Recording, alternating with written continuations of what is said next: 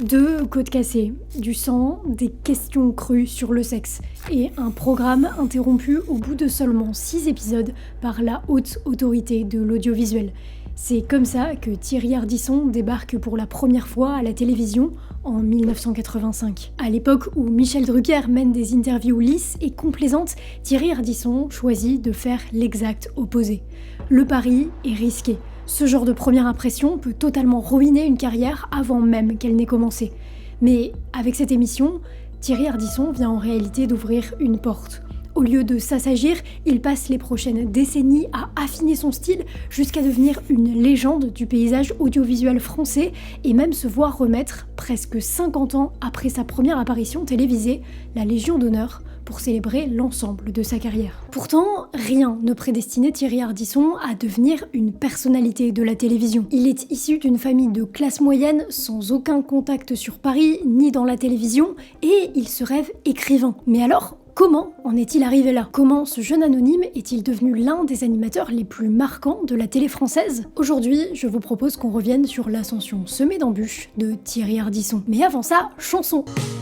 J'étais si faible avant de te rencontrer. Je ne croyais pas aux fantômes avant toi. Puis je t'ai activé, j'ai surfé en sécurité. Nippé du masque, mes données, tu chiffres, mais surtout, je mate tes séries bloquées en France, mon ex est jaloux. Il suffit de cliquer là, le monde entier s'ouvre à moi, et tout ça grâce à CyberGhost.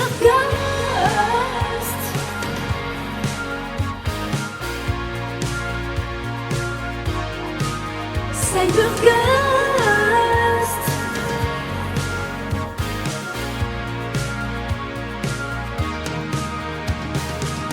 Je suis un peu triste de te partager avec 38 millions d'utilisateurs, mais je sais que c'est pour le bien de l'humanité et qu'ils sont satisfaits.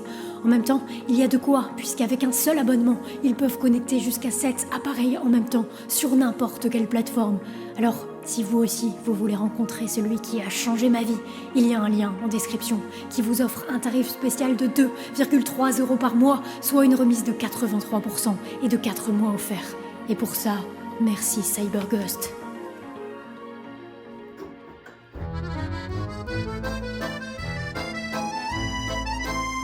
Thierry Ardisson a un tout début de parcours assez normal. C'est un étudiant en fac d'anglais à Montpellier qui a été recruté par hasard après son bac en tant que DJ dans une boîte de nuit et qui donc mixe un peu à côté de ses études. Cependant, cette situation assez banale change relativement rapidement. Thierry, il a une particularité qui le suivra toute sa vie. Il a la rage. Il veut à tout prix réussir sa vie et si possible être célèbre. Et pour ça, encore plus à la fin des années 60, il y a une ville en France qui est incontournable. La ville de toutes les opportunités, la ville lumière, Paris.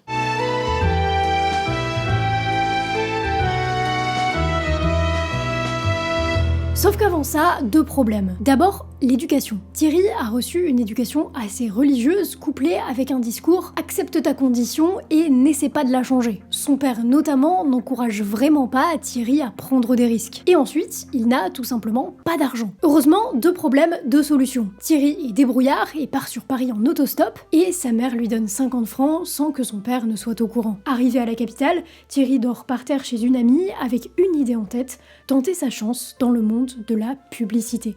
Son idée, c'est avant tout de gagner beaucoup d'argent pour impressionner son père et lui montrer qu'il a eu raison d'essayer. Et ça va marcher. En 3 ans, Thierry enchaîne les emplois en agence de pub et il est brillant. Brillant et très bien payé. Mais il y a un problème. La publicité, c'est bien, mais je vous l'ai dit, Thierry, il veut devenir célèbre. Plus précisément, célèbre dans l'écriture. Thierry Ardisson se rêve écrivain à succès. Et ce n'est pas juste un rêve, c'est un projet. Un projet qu'il va, au moins en partie, réussir assez rapidement. Après avoir envoyé des manuscrits, plusieurs éditeurs lui répondent positivement, ce qui permet à Thierry Ardisson de publier son premier livre en 1972, Ciné-moi. Ce n'est pas un grand succès littéraire, mais quelques critiques le remarquent et ça rend heureux Thierry. Ça paraît idyllique pour l'instant, mais une ombre va s'immiscer dans le tableau, la drogue. Thierry a goûté à la drogue lors d'un voyage et il glisse sur la pente des substances. jusqu'à devenir accro. À l'époque, on est dans les années 70, la consommation est plus banalisée qu'elle ne l'est aujourd'hui, mais surtout le grand public, dont fait partie Thierry, n'est pas vraiment informé sur tout ce que peut entraîner cette addiction. Mais c'est trop tard. Thierry y a goûté, et de retour de ce long voyage, il a beau essayer de reprendre une vie normale à Paris, il est addict. Et le plus dur dans les addictions, c'est d'arrêter. Si Thierry n'a jamais frôlé l'overdose, l'arrêt de la drogue va le mettre dans une situation extrêmement compliquée, sur le plan mental et sur le plan physique. Sauf que jusqu'ici, dans son parcours, la chance lui a souri. Et ça va continuer, puisqu'il remonte la pente, s'en sort, et même se remet dans les affaires de plus belle. Après plusieurs années de salariat, il décide de monter sa propre agence de publicité en 1978, Business. Et là encore, c'est un gros succès. Thierry Ardisson fait naître des slogans encore connus aujourd'hui comme La paire y en a pas deux ou Quand c'est trop picot et impose un tout nouveau format dans la publicité, le format 8 secondes, tout ça en gagnant beaucoup d'argent. Le problème, c'est que ça ne lui suffit pas. Il aime la pub pour l'argent, mais ça ne le stimule pas intellectuellement. Et aussi, ça ne comble pas son désir initial de gloire et de reconnaissance. Mais une proposition inattendue va changer sa trajectoire de vie.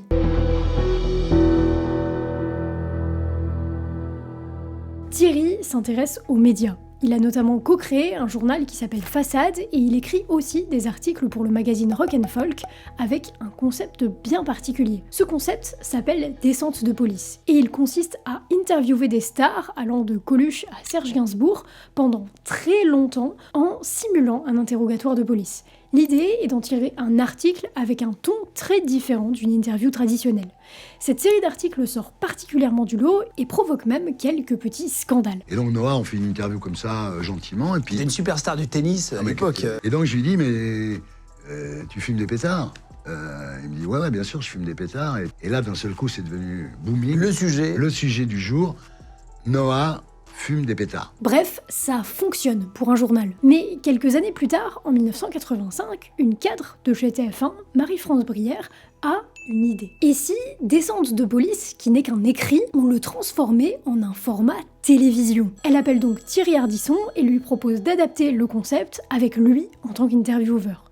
Thierry Ardisson accepte, et là, c'est le début des ennuis. Si le format marche bien quand il n'est pas filmé, et surtout quand il est retravaillé à l'écrit pour être concis et intéressant, ça ne demande pas du tout les mêmes processus et ça ne donne pas du tout le même résultat que d'en faire un format télévisé. Et c'est là que ça part un peu en live, puisque Thierry Ardisson et son co-présentateur Jean-Luc Maître vont maltraiter les invités. Ça passe par des questions extrêmement intimes, que ce soit sur la drogue ou sur le sexe, mais aussi par des insultes, notamment avec Sophie Marceau, et même des blessures physiques. Il blesse Karen Cheryl avec un tesson de bière et casse les 2 côtes de Yves Simon. Et je me souviens, un jour, il y avait un chanteur qui s'appelait Yves Simon, et on faisait l'interview dans une chambre d'hôtel, on lui a mis la tête dans la baignoire. Tu vas parler, connard, mais tu vas parler. Et on lui a brisé 2 côtes. Après, il y avait Karen Cheryl. C'est quand même une autre époque. J'avais un tesson de bouteille.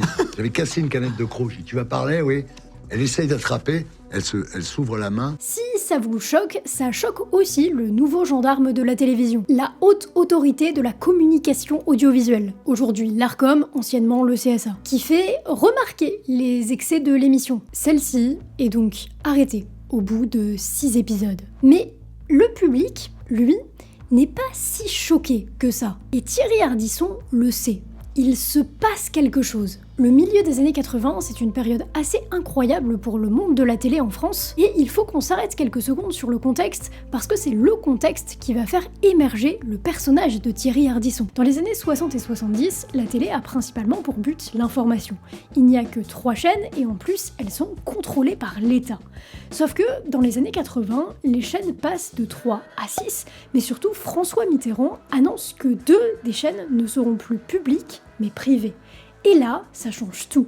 La télé devient un marché, la compétition entre chaînes devient plus rude et le public devient par conséquent plus exigeant. Le timing est parfait puisque ce changement des mœurs nécessite 2 choses. 1. Comprendre les attentes profondes d'un public et savoir y répondre, ce qui n'est ni plus ni moins que le travail de Thierry en tant que publicitaire. Et 2. À présent, les chaînes de télévision n'embauchent pas juste des animateurs, mais des entrepreneurs. Et Thierry Ardisson, il est entrepreneur. Sur le papier, Descente de police reste un échec. D'abord parce que le programme s'arrête très vite, et aussi parce que Thierry n'est pas à la hauteur. D'un point de vue animateur, il est violent pour être violent, sans être subtil ni même drôle. Mais grâce à cet échec, il sait désormais qu'il y a une immense place à prendre dans le paysage de la télévision française. Sauf que, il y a une chose dont on n'a pas encore parlé, qui va hanter Thierry une grosse partie de sa vie, et qui aurait pu complètement l'empêcher de prendre cette place.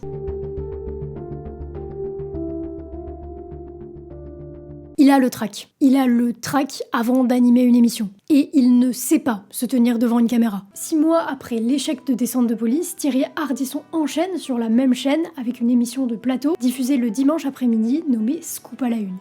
Et c'est compliqué. Il est peu à l'aise à l'écran, ça se sent, et c'est juste pas encore un bon animateur. Heureusement, il a une bonne étoile. Marie-France Brière, qui a déjà subi l'enfer de Descente de police, continue de le soutenir et de croire en lui, et insiste notamment auprès d'une autre productrice, Catherine Barma, pour tout faire pour que cet homme reste à la télé et prenne de l'aisance.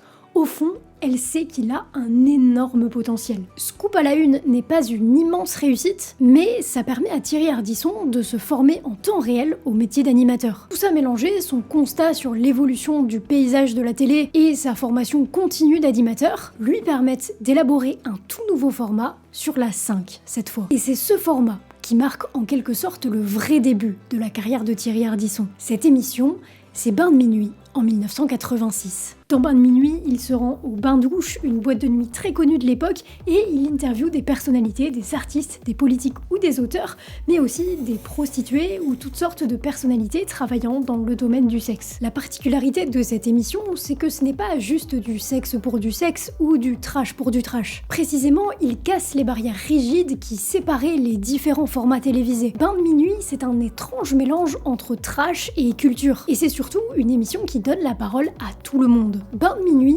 rencontre déjà du succès sur la 5, mais c'est la deuxième version de ce format, Lunettes noires pour nuit blanche, mieux produit, qui amène encore plus de visibilité à Ardisson puisqu'il est diffusé sur Antenne 2, une chaîne beaucoup plus grand public. Thierry est à présent non seulement producteur de concepts télé avec sa société Ardisson et Lumière, mais aussi un animateur connu et apprécié du public. Et le meilleur, c'est qu'il va réussir à durer dans le temps et à se renouveler. En septembre 91 par exemple, il lance Double Jeu sur Antenne 2, une émission de plateau qui lui permet de revenir à quelque chose de plus calme que Lunettes noires et qui lui permet aussi de passer sur une plage horaire moins tardive et donc d'être vu par encore plus de personnes. C'est à ce moment que se forme le duo très connu Thierry Ardisson-Laurent Baffy, ce dernier devenant un soutien comique indispensable pour l'émission. Bon, ça va un petit peu trop bien cette histoire, vous trouvez pas? Ça manque un petit peu de problème. Ça va arriver, maintenant. Au début de la deuxième saison de Double Jeu, Ardisson et Baffy dérapent. C'est un euphémisme. Les propos sont sexuels, explicitement sexuel, à une heure de grande écoute. La période a un peu changé aussi, on est au début des années 90, l'ambiance est différente et ça ne passe pas. La haute autorité de la communication audiovisuelle intervient de nouveau et l'émission est arrêtée. Et c'est comme un premier signal d'alarme, comme l'annonce de l'arrivée d'un enchaînement de problèmes. À partir de ce moment, les choses commencent à se détériorer pour Thierry Ardisson.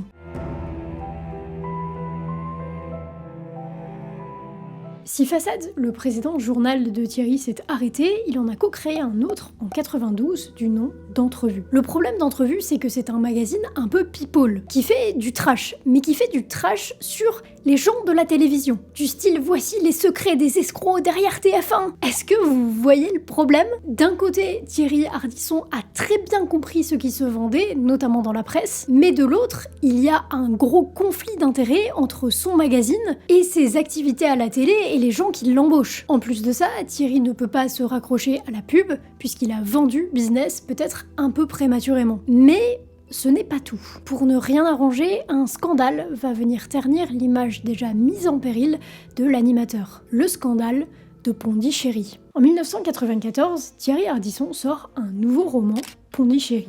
Et si ça commence bien, très vite, un professeur relève que certains passages sont étrange. Et il se trouve qu'en réalité, Thierry Ardisson, par manque de temps, a recopié mot pour mot des pages d'autres livres, sans mentionner ces livres nulle part. La presse s'emballe. Thierry Ardisson avoue très vite, mais ça ne calme pas les ardeurs des médias, dont certains ont en plus une haine personnelle envers Thierry Ardisson. En parallèle, il a l'opportunité de faire 2 tests d'émissions sur France 2, mais ça ne fonctionne pas et il se met à dos France Télévisions. Là, c'est la douche froide. Thierry se retrouve détaché de tout ce qui a marché dans sa vie jusqu'à présent. La publicité, l'écriture, la presse écrite et même la télévision. Thierry a 46 ans et doute. Heureusement pour lui, quelques années d'errance et de tests plus tard, en 97, une émission lui permet de revenir à l'antenne et de se réinventer en proposant un contenu assez différent. Il anime une émission culturelle du nom de Rive droite, Rive gauche, diffusée sur Paris Première. L'émission est plus confidentielle que ce qu'il a fait auparavant, cependant, elle est très appréciée des gens avides de culture. C'est bien. Mais ce n'est pas ce qu'Ardisson recherche. Lui, il cherche à accomplir un nouvel exploit. Et il sait même que sa carrière est en jeu. Il ne veut pas finir comme un vieil animateur de l'ombre dont le sommet est derrière lui. Il doit donc agir. Les relations avec France Télévisions et notamment avec France 2 se dégèlent. Thierry saisit donc l'opportunité que lui offre la chaîne de concevoir un nouveau programme pour elle. C'est une chance parce que France 2 reste infiniment plus visionnée qu'une chaîne comme Paris Première. Thierry se met donc au travail, réalise un pilote et lance une toute nouvelle émission grand public. Et c'est un échec. Au point que le patron de France Télévisions l'appelle et lui dit « Écoute, ça va s'arrêter, les audiences sont mauvaises, ça ne fonctionne pas ». Sauf que là, Thierry, il ne peut pas se permettre de perdre cette chance. Alors il négocie avec le patron pour avoir encore quelques émissions pour ajuster. Il rappelle Catherine Barma et ensemble, ils retravaillent le format. Moins de sérieux, plus d'humour, Laurent Ruquier comme aide aux vannes. Et ensemble, ils font de l'échec initial une émission culte, qui n'est autre que Tout le monde en parle. C'est le retour dans la lumière de l'homme en noir. Thierry consacre toutes ses forces à ses émissions. Il garde Rive droite, Rive gauche, qui lui permet d'assouvir son besoin de culture d'un côté, et de l'autre, Tout le monde en parle, beaucoup plus grand public et beaucoup moins profond. Cette émission apporte quelque chose de nouveau à l'époque, et elle est quelque part la mère de beaucoup d'autres émissions qui existent encore aujourd'hui. Il y avait déjà des confrontations à la télé, mais pas de cette manière-là. Le ton de l'émission est différent. Le fait de faire parler les invités entre eux aussi. Si tout le monde vient pour faire sa promo, le cadre est vraiment différent d'un simple talk show pseudo-promotionnel. Différence, quoi. Moi, quand je faisais une interview, je l'écrivais, je la tournais, je la montais, je la mixais. J'ai fait ça comme une œuvre, en fait. Évidemment, ce show n'échappe pas aux controverses. Par exemple, Thierry Ardisson recevra sur son plateau un fervent défenseur d'une théorie autour du 11 septembre et n'offrira aucun contre-discours dans cette émission. Cela alertera même le CSA qui ne suspendra pas l'émission mais qui lui fera un rappel et ça énervera aussi une partie du public. Mais ce n'est pas tout. Certaines blagues sont aussi déjà à l'époque vues comme extrêmement déplacées, comme lorsque Christine Angot viendra faire la promotion de son livre sur l'inceste sur le plateau. Cependant, si ces dérapages ternissent l'image de Thierry Ardisson et font de lui un personnage controversé, cela n'empêche pas Tout le monde en parle de devenir culte et de donner des séquences mémorables dont certains se souviennent encore aujourd'hui. Cette histoire est donc le grand retour de Thierry Ardisson sur le petit écran. Mais ça ne va pas bien se finir.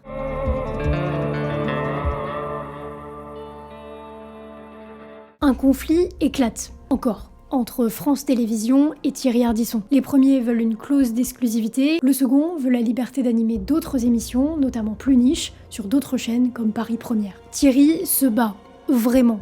Mais il va perdre. Et il choisit de ne pas signer cette clause, et par conséquent d'abandonner un de ses plus grands succès, Tout le monde en parle. Heureusement pour lui, dans la foulée, Canal+ lui propose d'intervenir sur son antenne avec une toute nouvelle émission que vous connaissez probablement, Salut les Terriens. Il reçoit également la Légion d'honneur, remise par le président de la République, non sans susciter la polémique autour de sa légitimité et du symbole de cette nomination. Mais côté émission, Thierry Ardisson créera aussi une nouveauté, Hôtel du Temps. Hôtel du Temps, c'est une émission basée sur l'intelligence artificielle. Le concept est d'interviewer des stars décédées comme si elles étaient encore là et en pleine forme. Le concept s'arrêtera après seulement 3 épisodes et des audiences extrêmement décevantes. Et pourtant, à mon sens, ce format est un très bon représentant de la carrière de Thierry Ardisson. En plus de 50 ans de carrière, il a toujours essayé de s'adapter et d'innover. Il n'a jamais été rebuté par le risque, s'est planté de nombreuses fois, mais a toujours su saisir les tendances de fond de son époque et les mettre en scène. D'ailleurs, avant de quitter cette terre en juillet 2025, il pensait que l'avenir allait se jouer essentiellement sur Internet. Qui sait ce qu'il aurait été capable de produire s'il avait eu plus de temps ici-bas. Enfin, en tous les cas, c'est pour ça que j'ai fait Arditube et Ardivision, on va en parler. C'est justement parce que j'ai compris que c'était plus à la télé que ça se passait. Un grand merci à CyberGhost de soutenir la chaîne, le lien est en description si vous voulez profiter de leur offre avec en plus une garantie satisfait ou remboursée pendant 45 jours. J'espère que cette vidéo vous a plu, c'était Lovie, on se retrouve la semaine prochaine, prenez soin de vous. Pour l'anecdote, j'ai coupé la partie de ce script qui parlait du cinéma et de la place des films dans la carrière de Thierry Ardisson, parce que je voulais principalement concentrer la vidéo sur la télé en particulier. Malgré tout, ça a eu une place assez importante, même si c'est arrivé tard dans sa carrière. Et pour l'anecdote, Thierry Ardisson a une boîte de prod qui a contribué à financer, à produire Comment c'est loin d'Orelsan. Et je vous laisse sur cette info.